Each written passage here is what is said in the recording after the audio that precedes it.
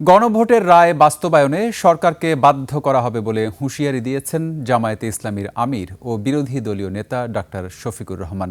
বলেছেন, তিস্তা মহাপরিকল্পনা বাস্তবায়ন নিয়ে সরকারকে কোনো ছাড় দেয়া হবে না।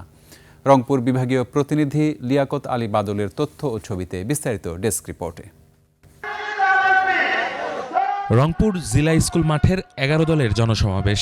যোগ দেন জোটের শীর্ষ নেতারা। তারা বলেন, বিএনপি জনকল্যাণে কোনো কাজ করছে না। অবহেলার কারণে আজকে অনেক ভয়াবহ ক্ষতির সম্মুখীন হচ্ছে। সেখানে তারা দলীয় প্রশাসক নিয়োগ করেছে চট্টগ্রাম মহানগরে।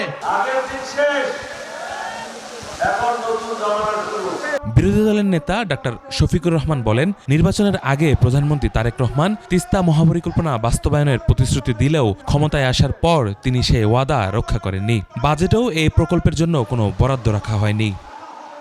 দুঃখের বিষয়, তিস্তা নিয়ে বর্তমান সরকারি দল অনেক ভালো ভালো কথা বলছে, আর নির্বাচনের আগে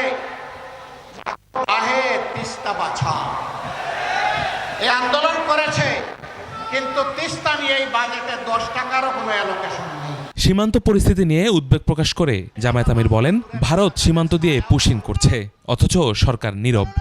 আমরা যতদিন বেঁচে থাকব, দেশের 1 ইঞ্চি জমি তো দূরের কথা, একটা বালুর পরেও কাউকে কর্তৃত্ব করতে দেব। দেশে চাঁদাবাজি, সন্ত্রাস ও দুর্নীতির মহোৎসব চলছে অভিযোগ করে তিনি বলেন, ক্ষমতায় গেলে এসব নির্মূল করা হবে। দুর্নীতি করার প্রয়োজন কারো হবে না। ইউসুফ হাসান নাইম, 21 টেলিভিশন।